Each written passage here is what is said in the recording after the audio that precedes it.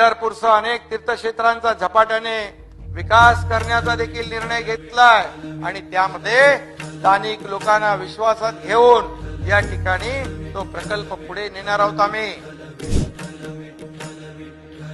तुळशी माळ ही श्वासांची तुटे, कारण लाखो लोक वारकरी संप्रदाय तिकडे जातो दरवर्षी आणि म्हणून त्यांना सुविधा मिळाल्या पाहिजे.